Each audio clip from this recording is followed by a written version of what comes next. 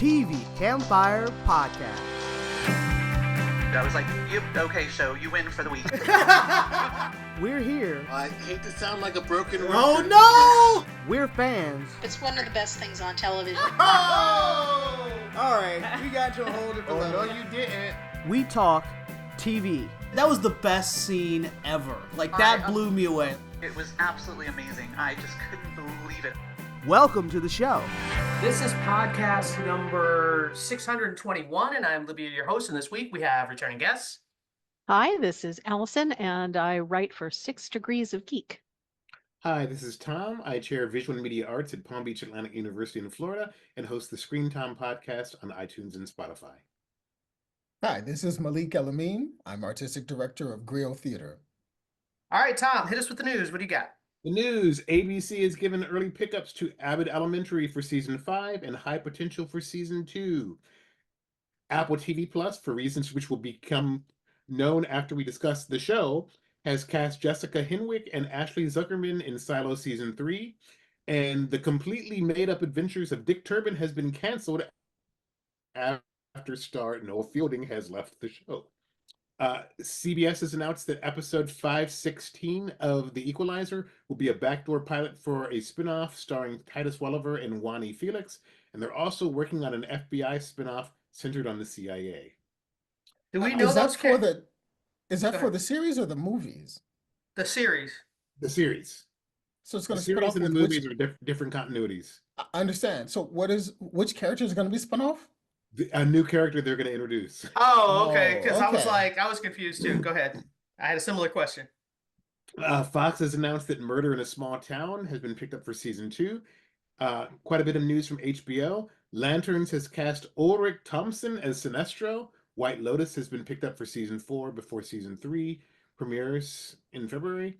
Righteous Gemstones, Hallelujah, Praise the Lord will end with Season 4 premiering in March. I'm sorry. I think Danny McBride has naked pictures of somebody at HBO because that is like the unfunniest show, and I think he is one of the unfunniest people I've seen. And Richard Jenkins from 6 Feet Under has joined the limited series DTF St. Louis.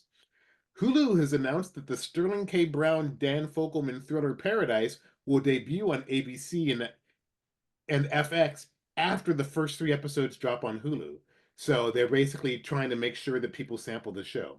Oh, I didn't realize Dan Fogelman is the showrunner on that one too? Yep. Ah. NBC has picked up St. Denis Medical for Season 2. Netflix has announced Tyler Perry's The 6888 is his most watched Netflix movie and boosted his other movies by 45%. Bradley Whitfield will recur on The Diplomat Season 3. A little bit of a West Wing reunion. Nice. I like it.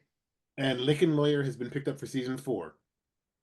Paramount Plus has announced that Frasier has left the building again. They have canceled the No loss. series. Oh my God, it was so bad. It was so unfunny. They say they're God. going to shop it around. It's like, yeah, don't bother. And finally, Peacock has canceled Teacup after 1 season. All righty, let's start off with the shows. We're going to try to wrap up some of these shows that were left over from last year.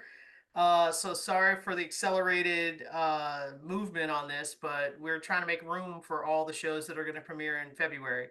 So let's, with that in mind, let's wrap up the last 2 episodes of Dune, episodes 5 and 6 for Dune Prophecy.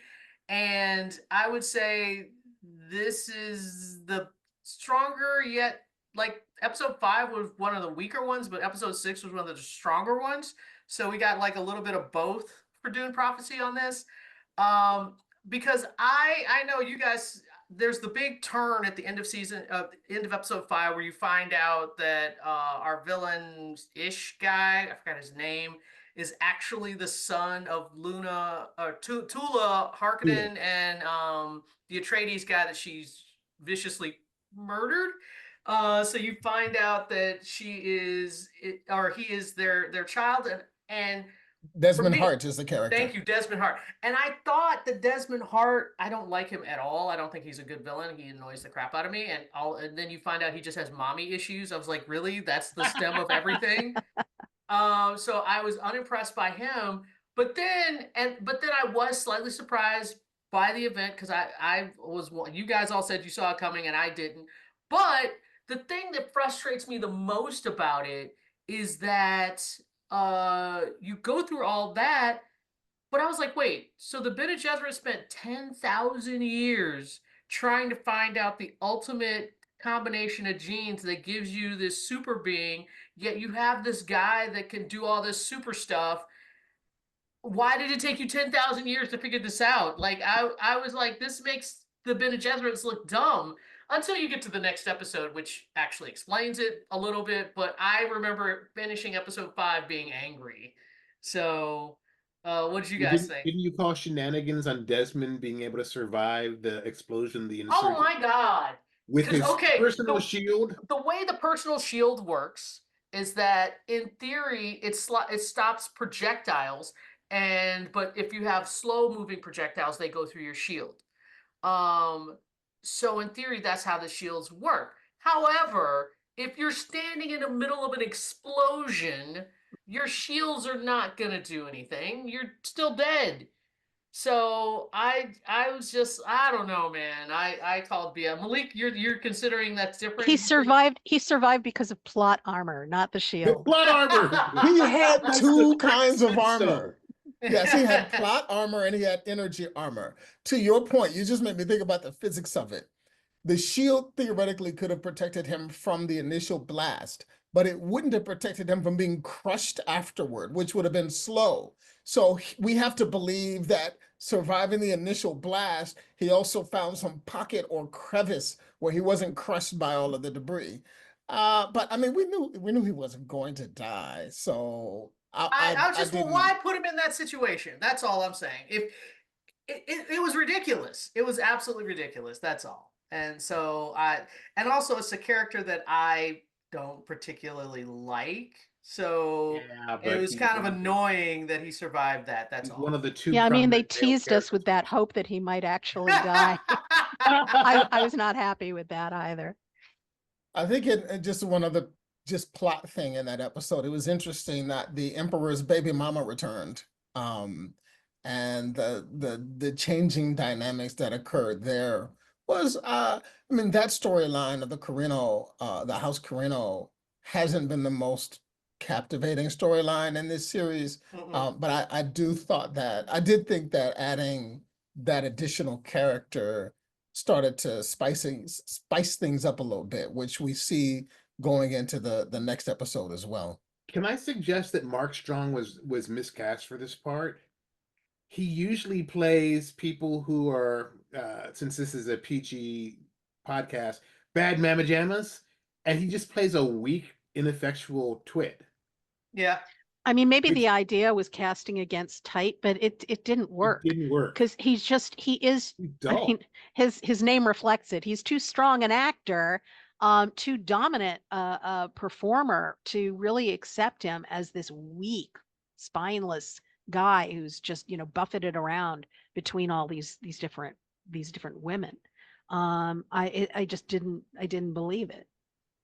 So yeah. So and then in the next episode, which I think is the better of the two episodes, definitely, is you're setting it up for the next season, and you get the best thing for me is one of the best things I thought was the reveal that we find out the reason that Desmond Hart has this power is not some mystical mental thing that he's just so strong and he defeated Shia LaBeouf and all that. None of that is true.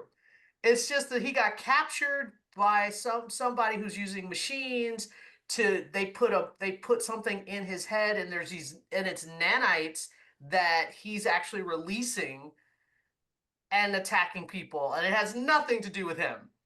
And I was like, oh, well, now that makes sense. It's because I was like, what kind of superpower BS is this?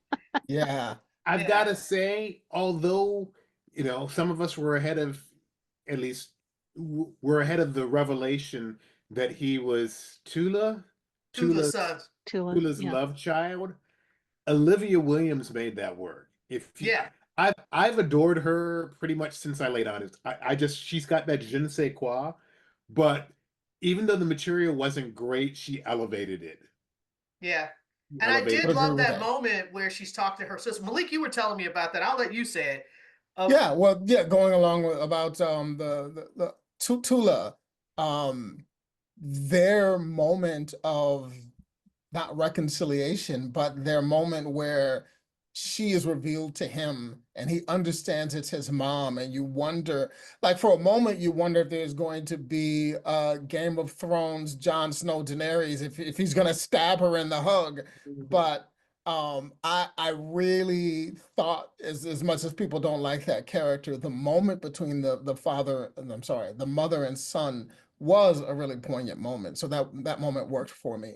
I also want to go back to what Libya talked about, which is the source of his powers. So I keep joking and talking about the litany against fear, which in the original books and in the films are something that are used as kind of a meditative mantra for a person to face something that's challenging them.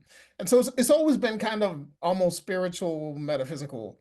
And what I loved about this episode, the final episode, is that they gave us a literal reason why the litany against fear was necessary.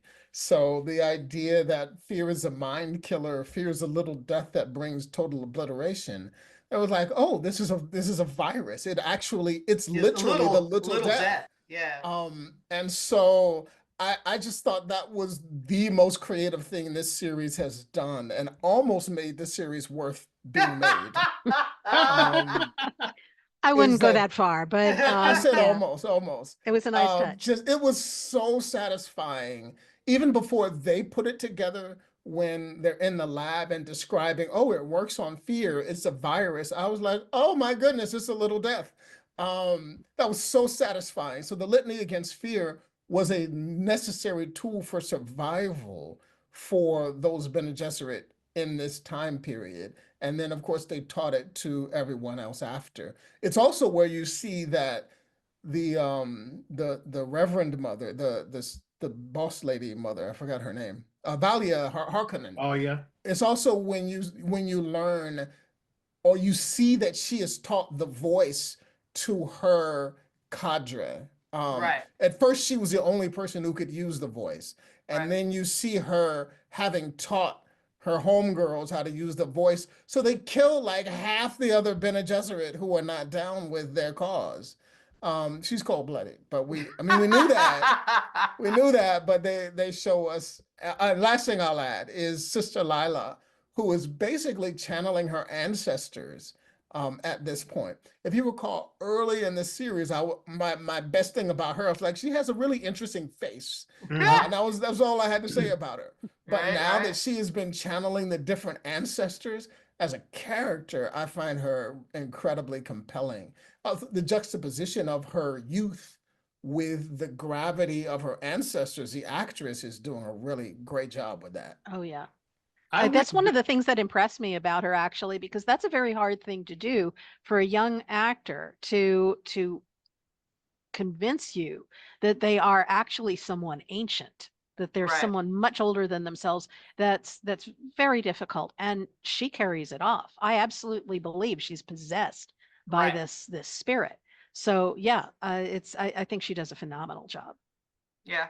And I it did thought- get renewed for season 2, so there's that. I mean, I'm still gonna keep watching because I don't have a choice. It's Dune. I have to. I hope that they make Valia. She didn't seem to have any nuance season 1. She's just like straight up evil. Yeah. Yeah. Whereas Tula It's does interesting. bad things, but Yeah. you empathize and sometimes sympathize with her. Yeah. And so I don't know. I'm not happy with how the writing was. I thought the writing was way inconsistent, way too much table setting up top. It would have probably been stronger at 4 episodes instead of 6. And Because it's Wow. like, why are you doing it? But Yeah. I agree with you. The one thing I would say, Tom, is Valia and Tula's conversation, where Valia realized that, Tula said, I was protecting my child. She was like, protecting him from who? And then she realized, oh, you were protecting him from me, his aunt. Right. Yep. I Right. thought that was a really nice moment between those sisters. Tula knows what's what. Yeah. Yeah. Yes. But All I right. think you're right, though, that Valia is a little too much of a villain in the Jane Wando. series. Yeah. Yep. All right, let's move on. Next up, we're gonna do Star Wars Skeleton Crew. We're gonna wrap this one up, and I know this might seem a little fast, but I mean, honestly, it's a kid's kind of not really heist, but lost in space trying to get home, and you have the villain. And I have to say, the kids are really, really good. But what I do like Jude Law, like walking that line between, intellectually he's evil, but what trying to walk that line between, but I'm gonna help these kids and maybe the kids will believe him, and you sympathize with the kids and understand why they believe him for so long. But I love that moment, especially. I'm not going to necessarily try to go to these in order, but or each episode individually. But I like the episode where they go to that spa and they got to get the treasure and the coordinates underneath. And there's that acid bath and everything. And there's that moment where when they get inside and the pirates are like banging on the door and he lets the acid back out and kills everybody who's in there. I was like, whoa. This is a bad dude. Like, I get the pirates are going to try to kill them, but it's kind of weird to like have the juxtaposition of watching a children's show with a bunch of kids, and you've now just killed a bunch of people with acid. So that's kind of it kind of like hurt my brain for a second. It's interesting that the Jude Law of it. You mentioned the Lost in Space metaphor, and he's like your Dr. Smith, who tricks the kids into thinking he's a good guy, and then ultimately unveils his true colors by threatening them and their parents. Right. I did think it was interesting when we find out that he was in training, and he was a Padawan and watched his master be straight up killed. So it doesn't excuse him. I don't know. The thing that makes this show work, the kids for the most part are pretty good. Yeah. The parents were annoying as yeah, the parents were not great. I don't understand. Like, they spent all the effort on the children and they just gave up when they got to the parents. Except for Carrie Condon, Academy Award nominee for Banshees of Inisherin. The what is it? I forgot his name. The kid, the black parent Wim? guy. Wim. Why is his father so bad? And he has like the most screen time. Who did he pay off to be on this show? Like, he's an actor of limited ability. Let's to put it generously. Oh my God. But the concept that I think it's fascinating that we've got this planet that has purposefully been hidden because they make the money literally, and so I wonder if we'll see ramifications in the rest of the Mandoverse, because this is taking place in the same time period as Mandalorian and Book of Boba Fett and Ahsoka. So I want to say a little bit about Jude Law's character, Jad Nana Wood. So one of his names. Yes, as an actor, I can understand why the actor wants to explore the nuances of character. I do want to point out that this is a kids show, and I'm a little worried that it almost makes kids sympathize with a guy who's willing to murder them and their parents in order to get wealth. So I'm not saying that I want him to be all villain, but I think that particularly in the final episode, you see all of these moments where he's both vicious, but also he can see he has a little bit of a heart. Right. And I don't know that that's healthy for kids to kind of see that, because if you're talking about message, G.I. Joe always told us a moral of the story at the end. And I think the moral in She-Ra. Yes. I think kids need to get the moral of the story that this dude is not safe and not good. And if you see somebody like this, run. And I fear that the message is a little bit, well, he has a heart, and maybe if he was just touched enough, things might be well. So I wasn't excited about how the character landed ultimately. My favorite thing in the whole series was when Wim comes up with the lightsaber, turns it on, and it's upside down. That's my favorite moment of the whole. That was whole great series. because the look on his face right before he does it is like, I'm gonna be the hero now. Like this is And it. they This build is my up to moment. it. Yeah, he's like, this is my moment. He turns the button on. It's just like, okay. So as much as I liked that moment, it still doesn't justify the series for me. But we got to take our wins where we can get them. I don't know. Oh, sorry. No. Go ahead.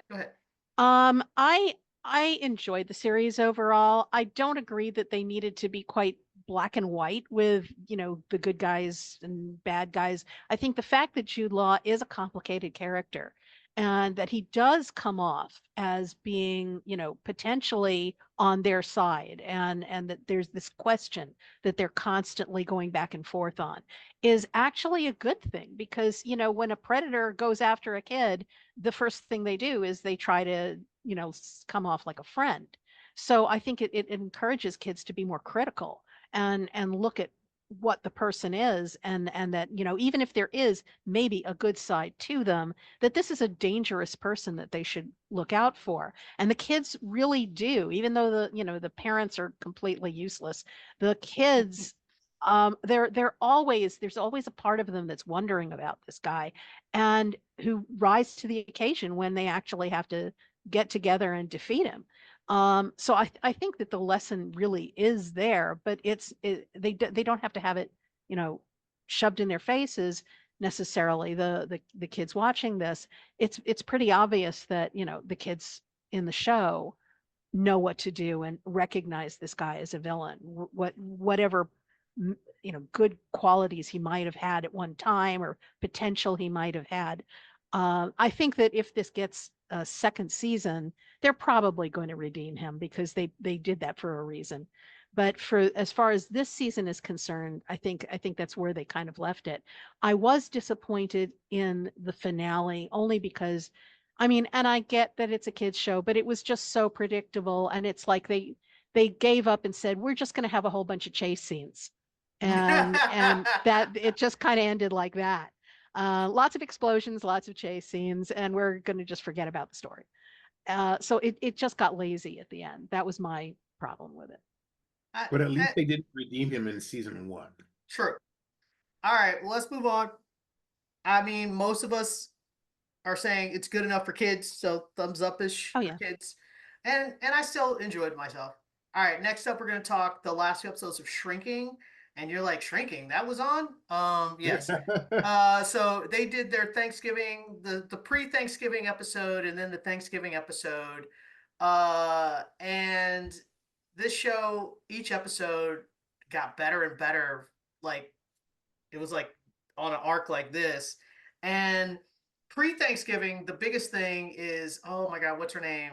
She was trying to figure out her Thanksgiving list. Gabby, yeah. So her insecurities absolutely came out. Her fight with her mom was definitely an issue because she wants her mom at Thanksgiving, but her mom is like holding a grudge. It's like, I'm not coming to your house.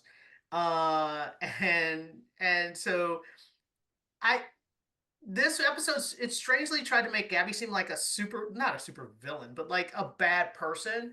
And I think the worst thing that Gabby did was not tell her mom up front. No. She waited way too long to have that conversation. Like, I think that's her biggest thing. But okay, Malik, you seem to disagree with me. Go ahead.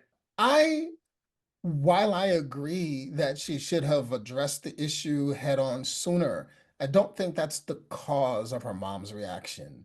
Okay. Based on her mom's reaction, I think she would have reacted similarly, even if she had told her earlier.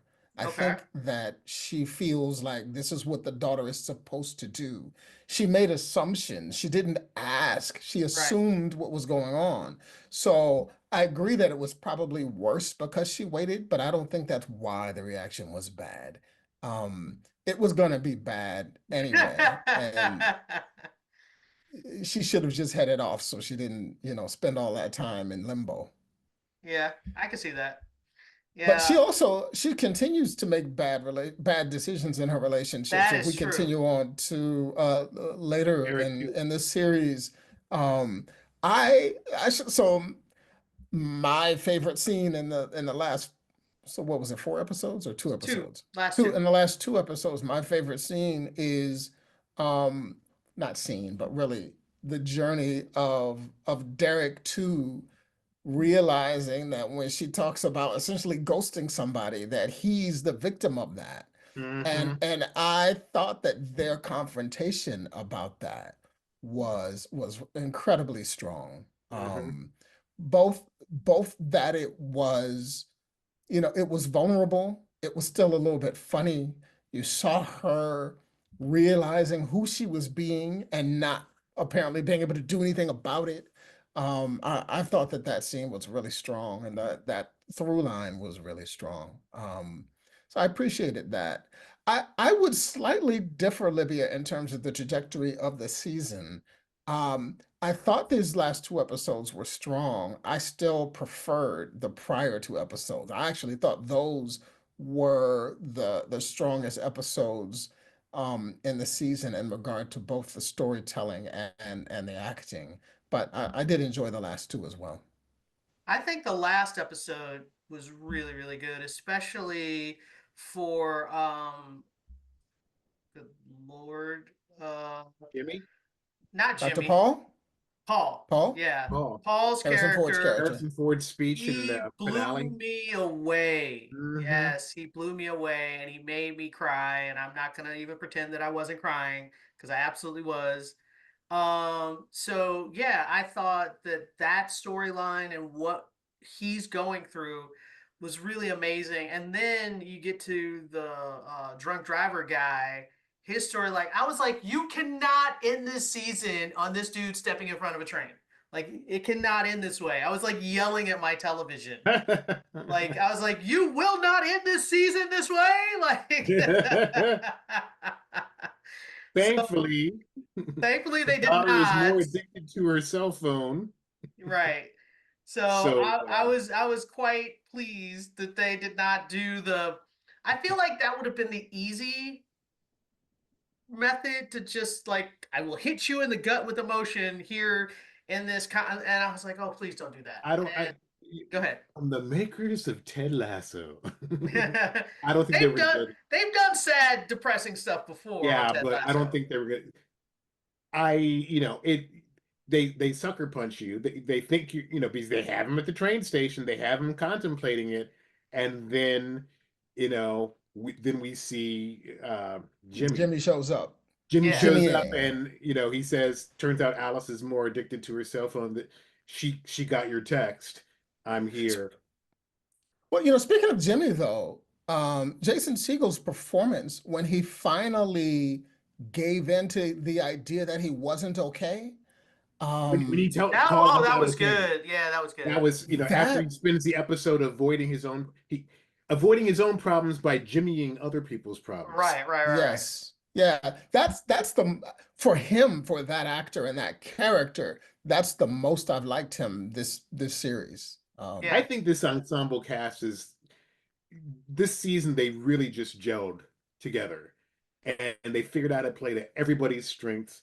The fact that Ted McGinley got more to do than make a snarky remark and then glide out of the room. Became a real character with real, he got subplots.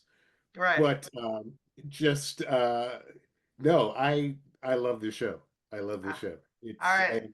The amount of social media posts about the season finale, I think people have found this show, they love the show, and AFI put it on their top 10 programs of the year. Yeah, it was fantastic. It was a really good season. It was better than season 1, definitely. All right, next up, we're going to talk about The Agency. And we're going to talk about episodes 3 and 4. And this is, we just talked about what happened. The episodes when stuff finally happens. This is the episodes where you have the agent from Sudan is now suspicious of Sammy's boyfriend. Paul is saying he's a teacher. He's like, I don't think this dude is a teacher. And so he starts following him. And then you have Poppy, who is Martian's daughter, who is not very good at hiding things in his apartment as a CIA agent. Like, how are you bad at this? This is literally your job. And then his daughter like finds the stuff, and then he gets super mad at her, just starts screaming at her. And But she I'm like, pushes back. yeah, but I'm like, you're a terrible dad. You're like, that happens more later. Terrible But dad and kind of a terrible CIA officer in many oh, respects. he's not that good. So, but then the case itself, this is when I actually liked the episode was actually the guys that are in country who get their covers blown and they have to exfil themselves. And there was this moment where you have your American agent and then the other agents are European. I can't remember what country they're from. But he's like, you guys stay here and cause a distraction. I'm going to circle around. And I was like, is he going to leave them to die? Like, I genuinely thought he was going to bail on them. And I was really surprised when he showed up and did do exactly what he said, which was circle around and get behind the guys. I was like, oh, wait. I think they're supposed to be Ukrainian, by the way. Yeah, they're supposed to be in Ukraine. It's supposed to be Ukraine. I genuinely just didn't Russians. remember. But yeah, I was like, oh, wait. He's actually helping the team. Okay, yay! But I did think he was going to bail on them. I 100% thought that. So that was probably the most exciting part of that episode for me. Anybody else? Thoughts? Episodes 4, 3, 4? Allison? I mean... Not really. The trouble is that I finished it, so I'm looking back and it's all a blur.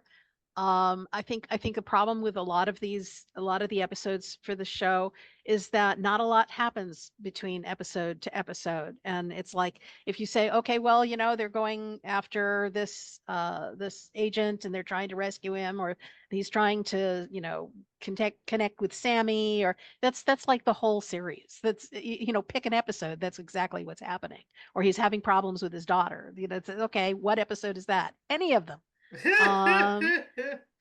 So yeah, well, usually the problem with his problem. daughter's a little different from one episode to the other. So whatever. I get your point. I mean, this is not the most exciting. I think I knew when I realized we were going to do this for the podcast, I stopped watching forward just so that it would be fresh, so that I could remember what the heck happened. So, Tom, any thoughts? I like the relationship between Jeffrey Wright and why do I always forget his name? Not Ewan McGregor. Young Magneto. Oh, Fassbender. Oh, Fassbender. Michael Fassbender. I like the relationship between them, even though Fassbender just keeps doing stupid stuff and shaking his tails and doing suspicious stuff and whatnot. I'm like, dude, I mean, every once in a while he gets to prove that he's a competent CIA officer, but most of the time he's doing stupid stuff. Yep. And I think he's doing stuff to cover himself. Yeah, too. Yeah. So let's talk about Fassbender doing stupid stuff.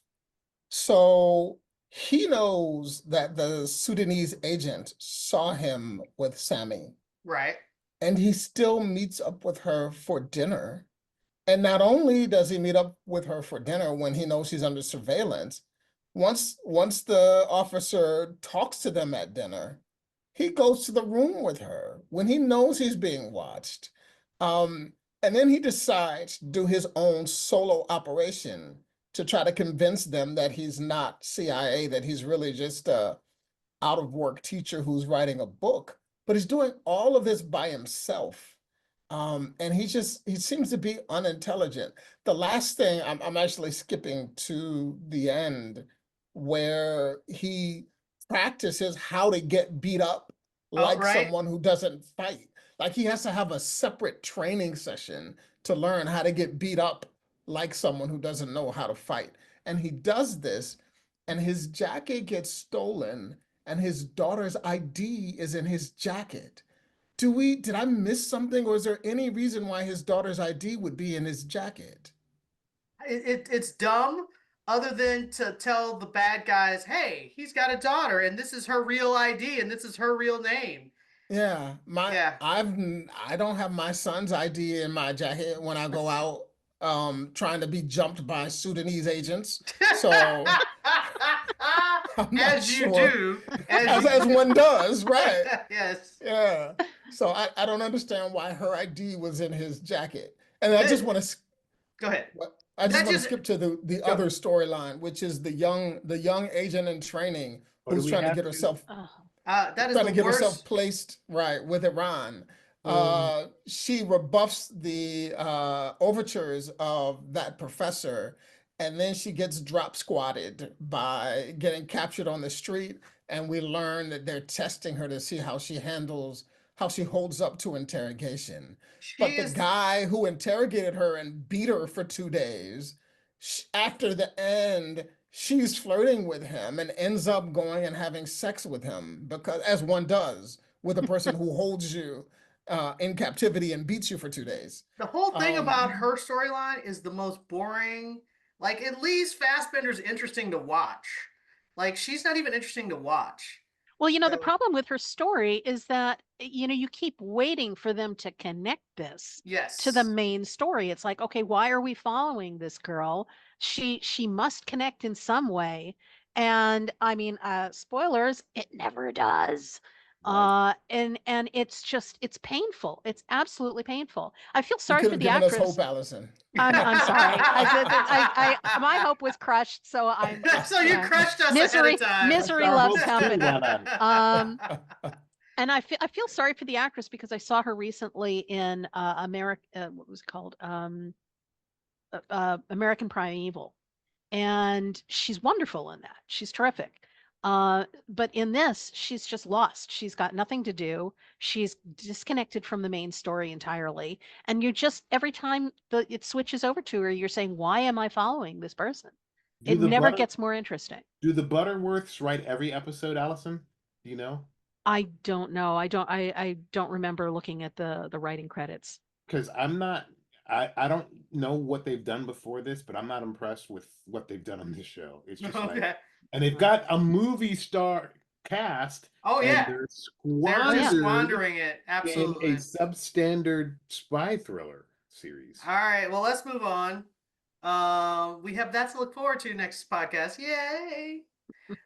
Next up, we're gonna wrap up Silo. And this, for the most part, I have been an advocate of what's going on in the main silo. I really like the rebellious storyline that's been going on, but I found the Juliet storyline with Solo Solo. slash who we find out later is now Jimmy. I found their storyline to be super boring, and I did not understand the dynamics and why she's behaving the way she is with him. And I, even when it's over, I'm still like, I guess. But I will have to say, these last few episodes, her storyline got interesting because they're not alone in this silo, because she goes for her dive, and then all of a sudden her oxygen gets cut off, and you realize there are other people in this silo. And I was like, wait, what?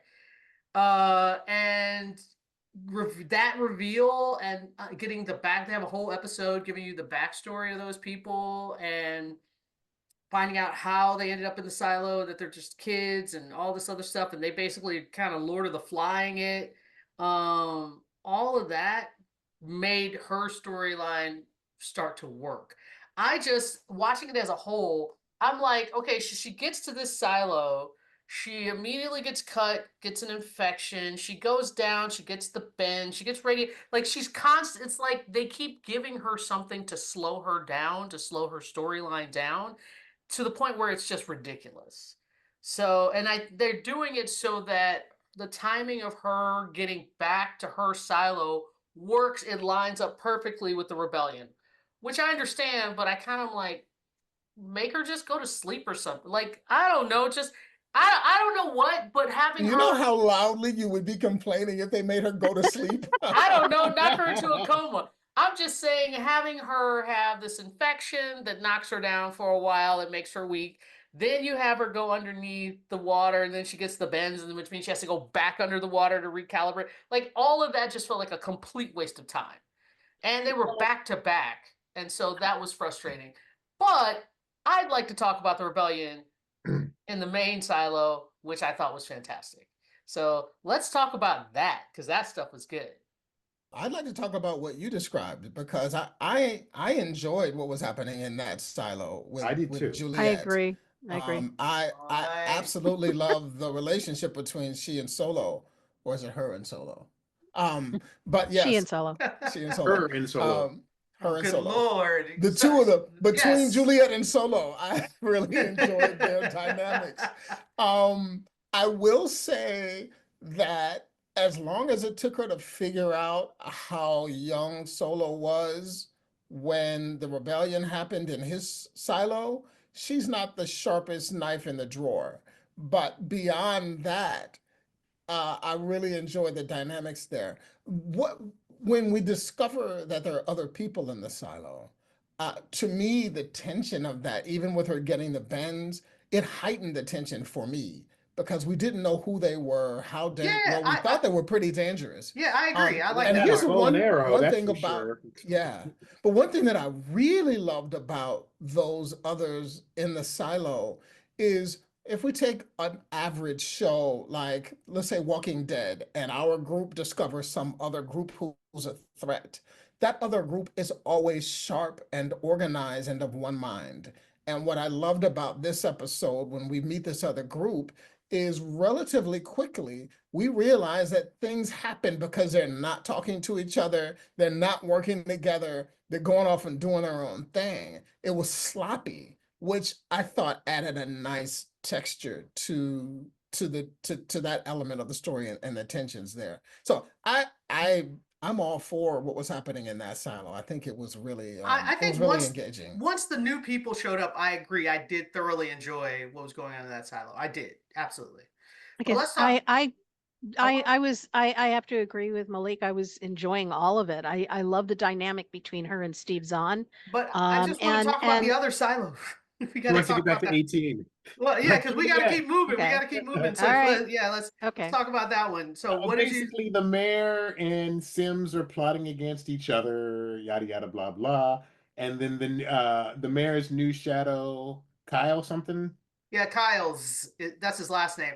Whatever.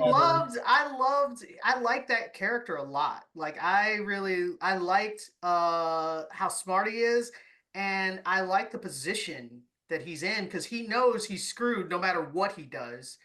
And when he breaks one code and gets to the part of the silo where evidently some kind of AI is talking to him and says, "Don't tell anybody else what I'm going to tell you, or bad things will happen," and then they have this protocol that will flood the silo with poison gas and kill everybody. Which is why because basically the AI is basically saying, yeah, that's about what's going to happen. That's good. So he's like, you know what? Screw it. We're all dead, whatever. And so his whole attitude completely changes. And I thought that was really interesting to see. And then he whispers it into the mayor's ear. And I loved how because the mayor has committed so much to the silo. He sacrificed so much. He loved the judge and he killed her. And now you're telling me that all these sacrifices, everything I've done doesn't matter. For nothing. It means nothing because the AI is the one that's actually making all the decisions. And what's the older character, kind of Juliet's mentor? What's her name? Whistler, Waste, what it begins with a W, I thought. Like Walker. There you go. The fact that she was the mole for the mayor and everybody else thought it was somebody else. And of course he exposes her identity toward trying to like twist the knife, like, haha, none of your friends like you anymore. Her wife hates her now. Right. That was good because I was like, really, Walker? She betrayed them. Like I had a hard time believing she would do it. She would betray them. Even while I was watching it happen, I was like, I don't believe this. And I love the reveal at the end. I was like, oh. Well, but she did. The reveal was fantastic. No, she didn't. She didn't. Yes, hold on. She didn't betray the them. First group. She did betray them. That's the first group that got arrested. That first group, and that was not fake. She had to do it in that moment. Yeah. So right. She didn't have to. She chose to. True. In that moment. All you gotta do is die and pay taxes. And I don't know if they even pay taxes in the silo. So the thing is, she then started communicating, and I love how she says, when you thought we were having one conversation, we were really having another one entirely. Yeah, that was good. Because there had been a Gesserit, right? It was just great. I mean, yeah, because they've got this hand signal thing going on. And she was able to say we're being watched, and they were plotting the entire time. So I thought that was great. And that was, Juliet's dad setting off the bomb, sacrificing himself. Yeah. Oh, but the thing about that, I call BS on that one. Yes, Like, thank you. that was, I get that the timer, somebody has to sacrifice themselves, but I'm like, the doctor, we're going to say, like, we have how many doctors and we're going to sacrifice the doctor? I And mean, really, deputies are a dime a dozen down there. How many doctors do we have? I was like, that was dumb. I called BS on that one. And I felt like they only did that because they knew Juliet was coming back and they wanted to give her something to grieve. Yeah. And so That's true, but if you think in that moment when they realized they didn't have the timer, there were only two people to choose from. It True. wasn't like they had any deputies. Hey, by the way, will you sacrifice No, your it life was for the, this it was the plan? doctor and the deputy, and the No, but deputy he's saying definitely two should have people. been the guy. I'm saying it wasn't like they had a whole bunch of people. But her to choose point from. is that we have a lot of deputies, was her point. His skill Yes. set is minimal. Exactly. That's basically what So okay, all right. Sorry, but I understand that Bye. the reasons of the why, but in terms of in that moment, it was between those two people. And I absolutely got why he wanted to make a sacrifice based on the sacrifice that his daughter made. Right, Or I the get it. possibility that she might be. I Yeah, do like but practically speaking, it's dumb because again, how many skilled doctors do you have in that silo? You're saying there's a lot about what they did that's not practical at all. It is a lot of heart and emotion that was connected going to what on, they were doing. especially Yeah. during the rebellion. Like, while they were doing it, everybody was riding emotion, so I get it. that moment when she appears, though, coming back. Right. That And was it great. And cleans the window. Right, that was great. Everyone's amazement. Yeah, I love that moment. And we do have to talk about it wasn't quite post credits, but it was post end of the episode. Yeah. Like, what? I'm sure that confused a was whole so lot of Time people. jump. What are we all saying? Are we saying different things? Well, I was like, okay, we're going back into the past to understand how we got into the silo in the first place. Like, I understand that's what we're doing. I'm not sure that scene is the best scene, but as soon as they introduced the You're characters, not sure? as soon as they introduced the actors, I was like, oh, these are going to be regular actors for the new seasons to see where this is going. Yeah, well, I love that they make that announcement the same day they drop the episode. It's like, no kidding. Yeah, I get it. 'Cause especially two prominent actors. Yeah, I recognize them immediately. I just don't understand the point of the scene exactly, other than to show that some dirty bomb has already been going off, so everybody gets checked for radiation. I get that. And that she's a reporter and he's a junior senator. I get that. Congressman, not Congressman. Yeah. Congressman. Okay. So I understood their positions, but I'm not entirely sure what we're supposed to get out of the scene itself. The thing is, what they're doing there, I think the point of doing that scene now rather than waiting later is that they're following really the books. The first book is the silo that we know, that we've gotten to know. And the second book is a time jump all the way back to, it's a prequel to show how everything got started. And then the third book goes forward again and picks up from where we left. And I'm sure we're not going to actually do that. No, they're not. They already said, you don't just take people like, Rebecca Ferguson and let just park her for an entire season. So they're going to be juggling between the times. Right. But that is what they are following the progress of the second book, I which get is it. to tell you how everything started. And I think that the point of having that scene at the end of this was to let the audience know, that's the direction we're going. No, I get. But I still think it was jarring. Certainly, that the entire feel of that scene is so completely alien to everything that we've seen so far in the series that it's like, I'm sure it left plenty of people going, "What?" My What mom happened? actually, I was watching with my mom, and she thought we had switched to a different show, or she was like, she was genuinely confused on what was going on, and I was like, also the dialogue was inferior to everything we've seen up until that point. They were trying to make it like a meet cute. Is that what the term is? Yeah. Except that only one of them was interested. She was trying to get an interview. Yeah, but it was just really clunky dialogue. So I don't mind the time jump. I like the teaser that we're gonna understand how things happened. The little Pez dispenser was a nice touch. Nice, yes. Just the dialogue was clunky. All right. I prefer the term perfunctory. All right. Well, let's I'll move say on. that to my students when because it sounds highfalutin until you look it up and find out that I just It's not that much. All right, let's move on. We got one more show to talk about, which we haven't discussed in 3 years. Because they haven't aired in 3 years. So we're going to talk about Severance, and we're going to talk the first 2 episodes. And I like how the first episode was all from the innie's point of view, and the second episode was all the outie's point of view, because it added tension, because we were like the innie in that we didn't have all the information. We're like, but what happened here? And what's this? And what does this mean? And none of that. We have to completely rely on Milchick's information. And every time he spoke, I was like, he's lying. His mouth is open and his lips are moving. That dude is lying. You don't trust Mr. Milkshake? he was like, you guys are heroes on the outside, and it's been 5 months. And I was like, none of those things are true. I was like, none of that. I was like, how do we know it's been? I actually believed the time, except the longer it went, the less I believed him. And then he was like, you guys are all heroes. I was like, there's no way they'd let that out. I was like, that's not true. And I will have to say, the young girl being the assistant director or whatever, I was like, what? That's so weird. I don't understand like that. I genuinely don't understand what's happening there. But I loved her response. I do like when somebody says, why are you a child?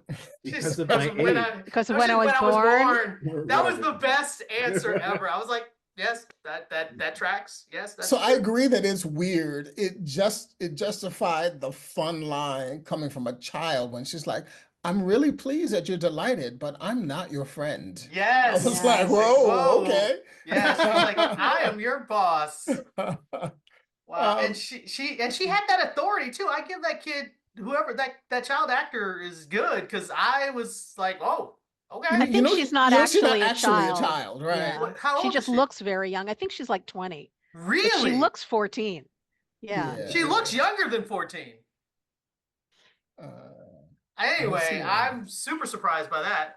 But yeah, the whole episode is just all screwing with your head. And I love that the open when he runs to try to get to find Miss Casey, and he gets to her office, and it's just like almost like paved over, like there's nothing there. And I was like, these guys are screwing with you. These guys are screwing with you. So yeah, go ahead. So you're going to get to your theory from that first episode? I will say my theory, but the internet apparently agrees with my theory. But I came up with my theory on my own. I did not look on the internet, which is that when you switch up and you finally get your people, we get everybody back, and they're all exchanging stories. You get Helly R, and she starts lying, and I was like, oh, she's Helena. She's not Helly R. And one, I think that's true because of her body language and the way she was behaving throughout. And also, I think it's because they make such a big deal out of saying there are no cameras, there are no recording devices. I was like, yes, because there's a spy standing right next to you. We don't need that. Anyway, go ahead. Well, but like you said earlier, Milkchick always lies. So yes, I think that there are probably still cameras. Yeah, you just can't see them. That's I mean, what's interesting, and it's probably a misdirect, but in the post episode snippet after episode 202, the creator of the show I think Dan something implies about the differences between Helena and Helly, and I'm like, yeah, I'm not buying it. Especially the fact that she's studying the tapes of Helly with Mark S. Yes, she's looking to see, she's watching all their conversations. And I think because also they show this scene where she's rubbing her neck and she's remembering that Helly R tried to kill her. She's not going to voluntarily switch back to Helly R if she can choose not to. And somebody's like, well, she's went back down to the floor, so she has to. I was like, they created these chips. They don't have to do anything. So anyway. I independently also came to that conclusion that she is still the outie, and she's there to see if they can control the situation. Let's, if we can, jump to the second episode. part of what I was curious about is how do they even get people to go back into the severed world based on the first season? The And pineapple, Malik. pineapple Power of the gift pineapple. baskets are exactly the answer. So the logic of it made more sense to me when I realized how little everyone except Mark knew on the outside. Let me Right. say that a different way. Mark is the only one who had fully engaged conversations with the people in his world before they got pulled up, before they pulled the plug on the whole operation. Everyone else had far less information, so it's not as surprising that they ended up going back to work.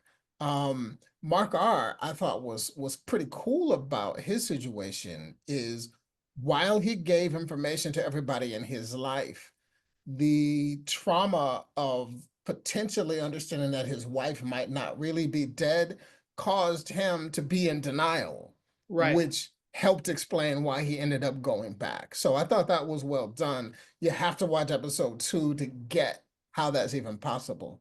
I want to say something else about episode 2 that has little to do with story or character, which is how it was shot. The visual style of this show has been interesting all along, but episode 2 in particular employed a visual style that I found pretty stunning. One element that continued to reoccur was that half the screen would be obscured, and then the action would happen in only one half of the screen. That happened several times throughout the episode. And so the framing just gives you a different feel of things being off, of things being obscured. I found myself really drawn to how it was shot, particularly that second episode. I also would like to point out the fact that the spy that they have watching Mark why did he have bangs? Like, what was that about? He was this big, heavy guy. Some more His hair was like he had bangs, but not just bangs, but they were like curled bangs. And I was like, what is happening? And it felt very Fargo. Like Fargo does stuff like that. And I was like, what is happening? And anyway, continue. Someone else. Episode 2. Tom, Allison. I like both of the episodes. Episode 2 is fascinating though because really, especially Mark Scouts, his sister really might be a fly in the ointment of Lumen. Right. Because she definitely knows more and she's not stupid. I mean, it's interesting. We talk about competence porn on a lot of shows where smart people do stupid stuff. We won't name the shows. But on this show, you've got smart people not playing the full deck. So when Milk Chick comes over, Mark conceals, as does his sister. They don't play. Yeah, they don't tell what they know. Yeah, you never lay your cards out. Even kind of his idiot brother-in-law, still he even knows not to give everything away, which I thought was kind of commendable. What was fascinating to me is kind of how the discrimination that right. that Dylan faced for being a severed individual. Yeah. And Adrian Martinez, who recurred on Stumptown, they specifically make him, even though he's Latino, not African American or mixed race. They gave him a very similar hairstyle and clothing style and glasses. He almost looked like an older Dylan. Yeah. So he looks like an older Dylan, and it's just unsettling. And we know why Mark chose to be severed, but you wonder, why did these other people make that choice? Was it I feel like Heliar, we know because she's like all in for the company. And I feel like Irving is undercover. Like he has all these paintings of stuff inside Lumen. It's stuff that's bleeding. His outside and his inside is like bleeding. And he's trying to like solve a mystery. So Irving is in it for some mysterious reason, trying to figure something out. But we don't know why Dylan is doing it at all. And even now, I still can't tell you. I mean, I'm guessing because he needs money for his family. Like, that's my guess, but I don't I don't know, you know? Well, he's got 3 kids, and he seems to live in the most impressive house of the people that we've seen so far.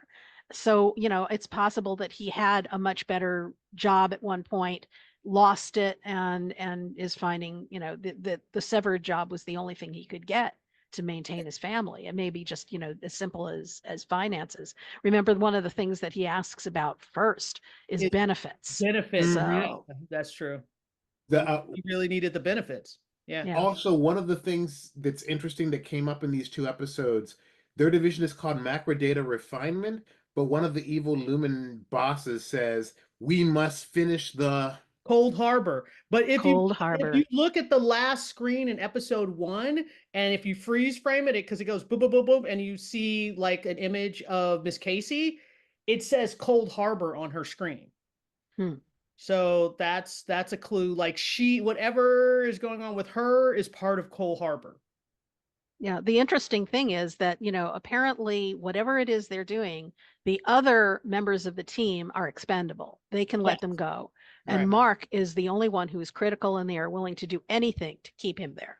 Well, which I figure is because his relationship with Miss Casey. Like that has to be it.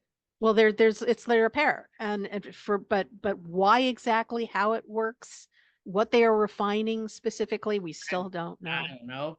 Oh, and I did the license plate on Milk Chick's motorcycle, Remedium Homnibus, which means it's the Latin phrase for the cure or remedy for man or mankind.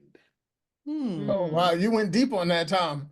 Dude, I had to. It's like, what does that license plate say? Rewind, freeze, Google, boom.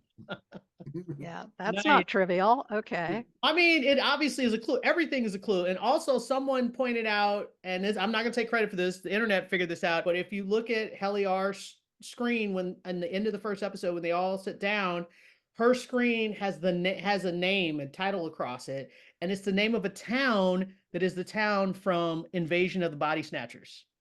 So that is the clue that she is not who she says she is. Well, interesting. I want to comment on the acting style. So Milchick does this pretty nicely, and Patricia Arquette's Harmony, Miss Cobell, does this some too.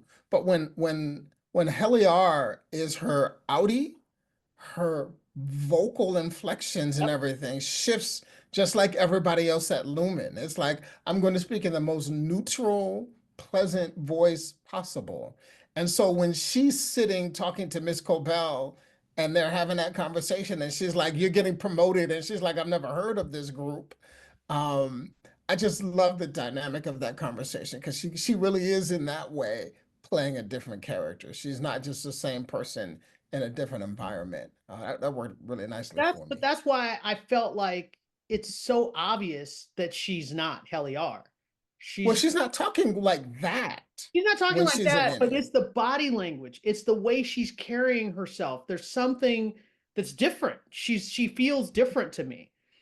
Well, there's also little other things, because, we spoke about this before, and I wasn't sure that, that was the case with her. I wasn't sure if she reintegrated or whatever, but there is a moment, because I went back and watched it again, where they're sitting down at their terminals for the first time, since they got back. And everybody else, switches onto their terminal really easily. And she actually has to stop and fumble around to figure out how to turn on her terminal, which is something that Heli would not do. Right. Yep. And I looked at that and I went, okay. So that clearly, that was the big clue for me, because I could come up with reasons why she'd lie and other things, but not that. So speaking of clues, we don't have enough to go on, but we know Christopher Walken, Burt Goodman, ends up spying on Irving when he went to make a call on the phone booth. So we don't know enough, but I'm curious to see where that goes. I think they just wanted to let us know that Christopher Walken would still be in He's season still 2. on the show. Yeah. But I mean, if you think about it, he was knocking on his door yelling Bert, and he then got changed back to himself. And I'm sure he opened the door like, who the heck are you? And he's like, I don't know what, like, I'm not sure what he would even say to him. So we don't know what happened when he opened that door. He makes the phone call, and we don't know who he's calling. That's true too. But it seems, I mean, I think it's reasonable to expect that he was calling Bert, because one of the things he says is, yes, my innie got the message. It's not going to happen again. But he didn't call Bert because Bert was in the car. Bert was watching him. Bert was what? Well, the thing is, we see Bert after the phone call. We don't see him during. We see the car pull up, but we don't see the interior. We don't see him in the car until the phone call is finished. So for all we know, he had a phone in the car while he was listening to him. It could go either way. It could be as simple as like, yes, I know you're in a relationship. My innie's not going to bother you again. Or it could be something. No, it's totally different. I personally think it has to do with why he's infiltrating in the first place. I think and we know there's the woman who was at the end of, what was it, season 1? Yeah. The woman who integration. I think she's connected to all of that. Yes, I do too. And I think he was either calling her or somebody in her group. I think it's that, because he's in some sort of cabal group that is trying to infiltrate Lumen, and I think that's what that phone call was about. So anyway, that's my theories. And also goats are important to the story some kind of way. Yes. All right, so let's wrap this up. They're giving us a lot of clues, not that many answers, but I feel like they're giving us enough clues to figure out a little bit about where we're going. So I'm very happy and very satisfied with this season of Severance so far. New opening credits too, which also are full of clues. Crazier than last year's opening, or last season's opening credits. Yeah, that was just wild. Anyway, dark and disturbing. Very dark. Very yes. All right. So if you guys have any questions or comments, leave them at tvcampfire@gmail.com. Follow us on Twitter, we're on Facebook. You listen to us on sci-fi.radio, iTunes, and YouTube. And we'll talk to you guys next time. Bye-bye. Bye.